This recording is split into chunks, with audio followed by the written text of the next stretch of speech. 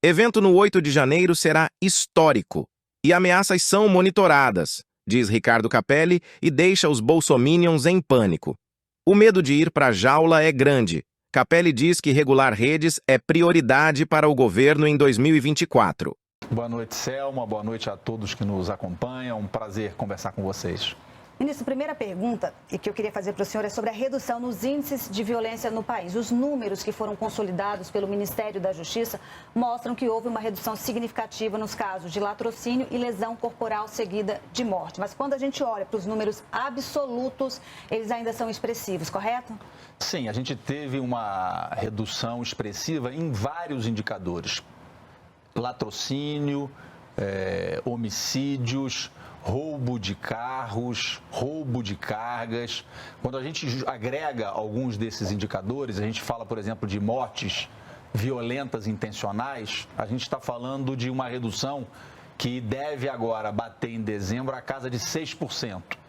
Quando a gente fala 6%, às vezes, para quem está nos acompanhando, é difícil entender o que é isso, mas isso são milhares de vidas salvas que não deixaram de ser perdidas ao longo desse ano, fruto da política de segurança que nós conseguimos construir ao longo do ano. Como, por exemplo, o decreto de armas, a revogação do decreto de armas, toda a legislação relacionada a armas que o presidente Lula assinou no primeiro dia de governo. Vigorou no Brasil, nos últimos 4 anos, a lógica do vale tudo no que diz respeito a armas. Houve um liberou geral e responsável. A gente revogou isso tudo, restringiu muito mais e a gente agora está provando que com menos armas a violência diminui. Nesta semana, o presidente Lula sofreu ameaças de morte vindas das redes sociais. A gente já sabe que a Polícia Federal abriu investigação sobre esse caso concreto. Outras pessoas também foram presas ao longo do ano, também por ameaçarem o presidente. Recentemente, essa ameaça contra, essa invasão, na verdade, ao perfil da primeira-dama Janja da Silva. Isso indica a necessidade de um debate sobre a regulação do uso das redes sociais no Brasil? Sem dúvida alguma. Isso já está no Congresso Nacional, tem um projeto de lei tramitando no Congresso Nacional. Nós temos conversado com o presidente Arthur Lira, com o presidente Rodrigo Pacheco, com o relator desse projeto de lei, o deputado Orlando Silva, porque é fundamental que haja uma regulação das redes. Veja, o que a gente está propondo não é nenhuma inovação. A gente está propondo que o Brasil faça o que as melhores práticas internacionais indicam. A Europa, recentemente, aprovou a regulação das redes sociais. Por que o Brasil será diferente? Então, o que a gente está propondo é o que a Europa está fazendo, é regular. Por quê? Porque o que é crime na vida real também é crime na vida virtual. E não há liberdade para cometer crimes nas redes. 8 de janeiro. Simbólico, o presidente Lula está organizando um evento para relembrar a invasão da sede dos 3 poderes aqui em Brasília. A gente sabe que a segurança pública, a segurança nesse evento é uma questão e eu queria saber se o esquema já está montado. Nós fizemos uma reunião essa semana com os chefes das seguranças de todos os poderes. O chefe da segurança do Supremo Tribunal Federal, da Câmara, do Senado, com a Polícia Federal, com a Polícia Rodoviária Federal, com a Força Nacional, com todas as agências. A reunião foi na sede da Secretaria de Segurança Pública do Distrito Federal, que é quem constitucionalmente tem a responsabilidade de cuidar da segurança ostensiva aqui na Esplanada em Brasília. Foi uma reunião muito produtiva, as equipes técnicas estão trabalhando, a inteligência segue monitorando e até o momento não há nenhum indicativo, nenhuma informação que nos indique que haverá, que gere alguma preocupação adicional. No dia 4, nós vamos assinar um protocolo de ações integradas, com cada polícia assumindo as suas responsabilidades. E eu tenho muita confiança que o dia 8 a gente vai realizar um ato histórico, um ato de celebração da democracia revigorada, com absoluta segurança e tranquilidade. Vamos falar sobre milícias? A gente viu que o governo federal, o Ministério da Justiça, entrou nesse combate junto com o governo do Rio de Janeiro, fizeram uma parceria. Eu queria saber se essa parceria deu certo, frutos. O caso do Rio de Janeiro é muito grave, porque não é aceitável que nós tenhamos uma cidade como o Rio de Janeiro, com cerca de 1/3 do território tomado por uma organização criminosa que implanta o terror nessa região, ameaçando a vida, destruindo a economia e afrontando o Estado democrático de direito. Então, esse trabalho que levou à prisão do principal líder dessa organização criminosa foi muito importante. Ele não se encerra com a prisão dele, porque a gente continua a investigação para desmontar as conexões e a movimentação financeira dessa organização, e o trabalho em cooperação da Polícia Federal com a Polícia Civil é muito importante. Perfeito, essas são as informações. Muito obrigado pela entrevista, ministro. A gente fica por aqui. Flávio Dino permanece como ministro da Justiça até o dia 8 de janeiro.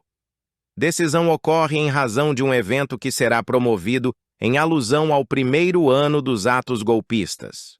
Segurança pública é um tema policlassista. É um tema quase que universal. Porque há segmentos sociais que não usam o SUS. Há segmentos sociais que não usam escolas públicas.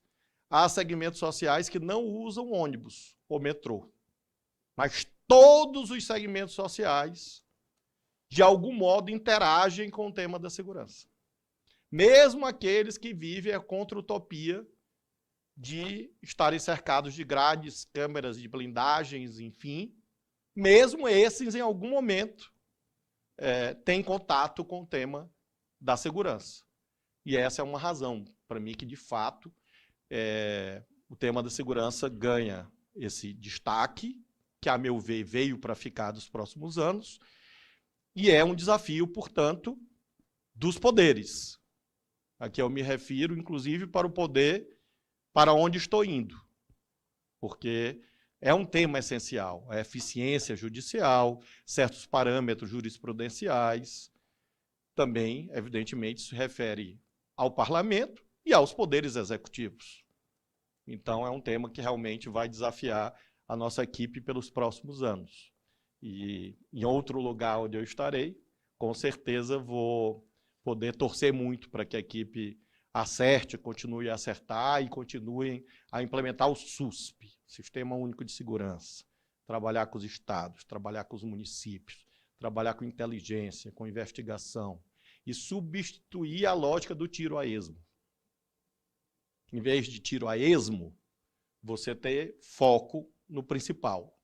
E é isso que nós procuramos fazer nesse ano. Eu desejo vivamente que o trabalho de vocês como setoristas aqui, do Ministério da Justiça, da política, possa prosseguir. Eventualmente pode ter um quebra-queixo daqui da acolá em que nos encontremos, mas certamente não mais nessa sala, não mais nessa condição de ministro da Justiça e Segurança Pública. Mas eu quero agradecer às senhoras e aos senhores, aos profissionais que aqui estão. Agradeço muito. Aqueles que acompanharam, que escreveram, que filmaram, que fotografaram, que elogiaram, que criticaram. Agradeço indistintamente a todos e fraternalmente desejo um ótimo ano de 2024. A senhora realmente quer dizer, eu fui a última. Né? Luciana Lima, Canal Meio.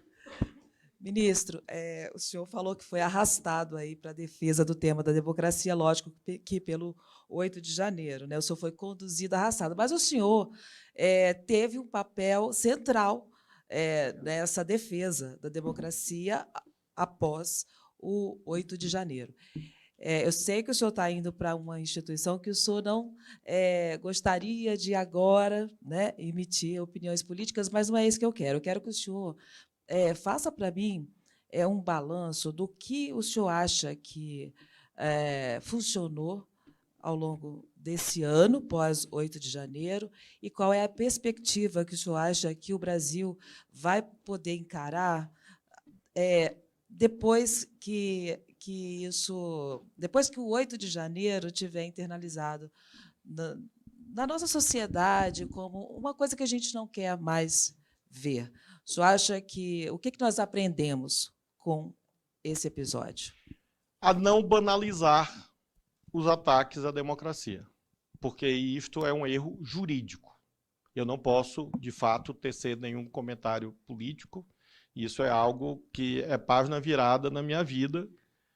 Espero em Deus que pelos próximos 20 anos. Né? O pessoal pessoal muito otimista diz assim, ele ficará 20 anos no Supremo, se Deus quiser, né? Porque depende dele. Se ele me chamar para o reino antes, não são 20, né? Eu espero que sejam 20 e de fato, encerrei essa página na minha vida definitivamente. Tanto em entrevistas como palestras, etc. Então, eu realmente não estou me disciplinando para isso, né? Depois de 17 anos, mas estou vivamente dedicado a esse esforço de autocontenção, para usar um termo jurídico, né? Então, eu realmente tenho uma certa dificuldade, a não ser sublinhar isto. Seria um erro jurídico banalizar os crimes contra o Estado Democrático de Direito. Acho que essa é a principal lição no que eu posso analisar. Ou seja, eficácia de um subsistema do direito penal. Novo. Porque, tradicionalmente, no Brasil, nós tínhamos as chamadas leis de segurança nacional. Há muitas décadas. E nós não temos uma lei de segurança nacional, nós temos um capítulo novo no Código Penal, que não foi aprovado no atual governo, mas que foi implementado no atual governo. Me refiro ao governo, me refiro, sobretudo, à atividade policial, investigativa e depois ao sistema de justiça. Tenho acompanhado à distância, evidentemente, o que o sistema de justiça tem feito na aplicação desse capítulo do Código Penal, evidentemente com a preocupação da individualização da pena. Então, eu destacaria esses legados jurídicos. Existe uma lei que introduziu um subsistema no Código Penal, diferente daquele termo cunhado em 1831.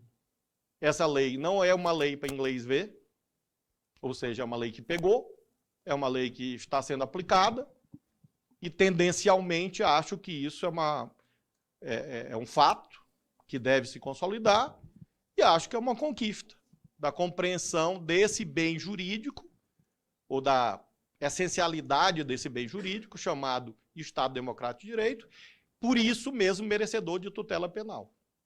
Então, é a análise que eu posso, a política, aí vocês perguntam para eles ali. Pessoal, muito obrigado.